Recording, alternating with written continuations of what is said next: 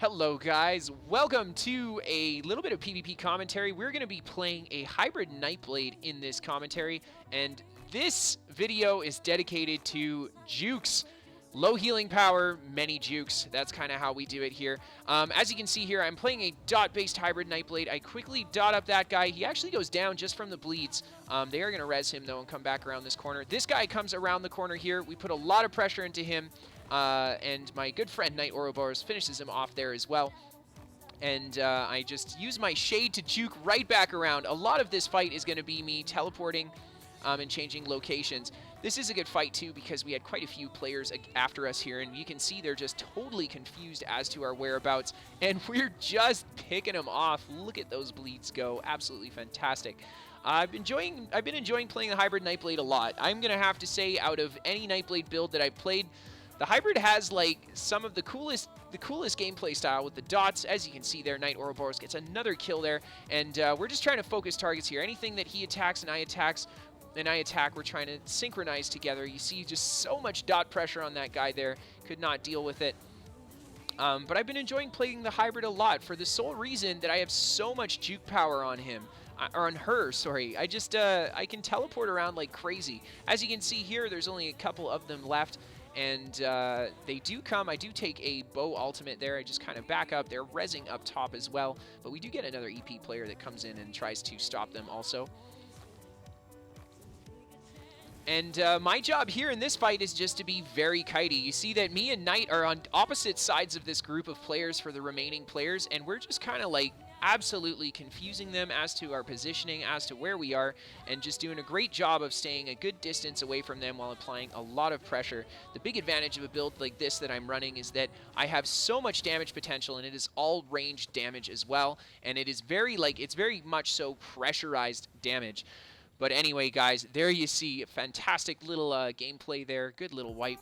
Let's move on. This is just a 1v2 here, but in this particular fight, there's a lot of juking that goes on. So I'll do my best to commentate exactly what's happening here. So what happened is there was a resource that had just flipped yellow here, and I'd been fighting a few yellows on it, just kind of kiting my way back up these hills, trying to get away from them. There you see a really quick juke right into the cloak, and they have now lost me. I get behind these rocks, kind of reset myself. They have no clue where I am.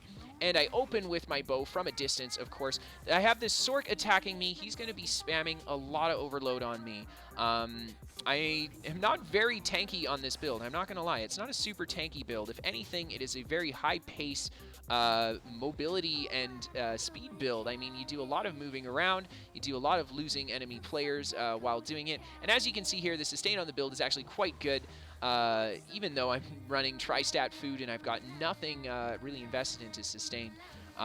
Just doing my best to kind of keep myself line-of-sighted from the Templar behind that tree. I know that if I want to take these guys down, either I'm going to have to surprise the Sork with a lot of dots in a short period of time, or I'm going to have to split the Sork and the Templar up. But the Templar does not seem too akin to leaving his Sork buddy alone. I do a quick juke back behind those trees there just to reset after taking all of that damage.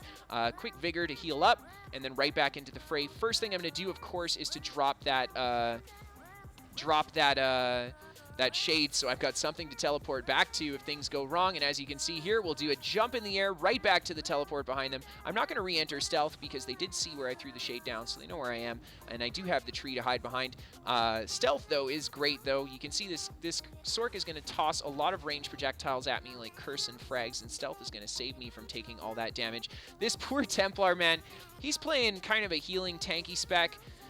I'm not sure if he's running a stun or not. I know that he's just got very little intent on trying to kill me. He's just kind of there to heal his friend. I am getting popped a lot by the Sorcerer. The Templar, though, will attack me if I get close to him, but for the most part, he is just a little bit too slow to chase this build at all. As long as I play around in these trees, he's not really going to catch me. I take a stun there and turn around right back into Cloak. A big thing about playing a stealth build like a Nightblade, etc., is that using your cloak is very important, that you're multi-directional when you use it. As soon as you enter that cloak, you want to change directions. You don't want to be running the same direction that you entered your cloak in, especially if you have someone chasing you down, because they're going to guess, their first guess is going to be that that's where you are, running in the same direction as they last saw you after you entered cloak.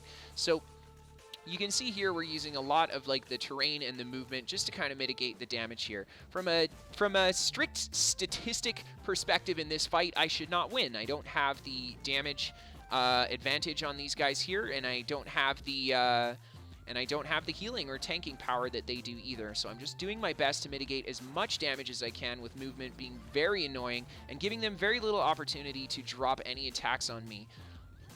And as you can see there, after the juke, we go right back to set up the shade. I do get stuck a little bit in the ground there. Not really a big deal if they do pile up on me. I do have the shade to teleport right back up. But there you go. You can see the Templars camping my shade. They've decided now that I'm a little bit too quick for them. They've got to have someone camp the shade.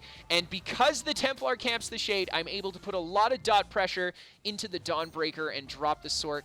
And the Templar has now figured out where I am. I attack him from behind. But he does not actually go very aggressive on me here. He just kind of tries to keep himself alive, mitigating the damage. And you can see here, a lot of questions I've had is, Jack, you're playing a hybrid Nightblade, and it's a dot-based build. How do you fare against things like a Magicka Templar that's fairly tanky? Well, as you can see here, it's actually not so bad. The way that this kind of works is what you're going to do is apply as much pressure as you can with your dots to the target. And even if they're a powerful healing build or they have really strong purges, they're going to be actively spending their time fighting, trying to mitigate all of the damage over time that you've thrown on top of them. So you can see here, I'm just keeping my buffs up and rotating all of my dots on this guy as fast as I can. Every time he purges them, I'm going to reapply them right away, and I'm just going to continue to keep the pressure on him. You can see here, I get him really close with the Dawnbreaker, but he manages to get the heal away. Maybe slotting an execute there would have been the game decider in that fight. But as you can see, I'm slowly wearing him down. It's getting more and more to the point that he's running out of resources from trying to heal and protect himself against the amount of pressure I can put up. Unfortunately for him, playing the block game is not a good idea against the dot build because he's going to absolutely chew through his stamina bar, and if he does take a stun and doesn't get up, it's a good chance that I might take him down. As you see here, he tries to get away. I go for the snipe for the heal debuff, poison inject into the stun, into the cripple, and he can't even survive the combo.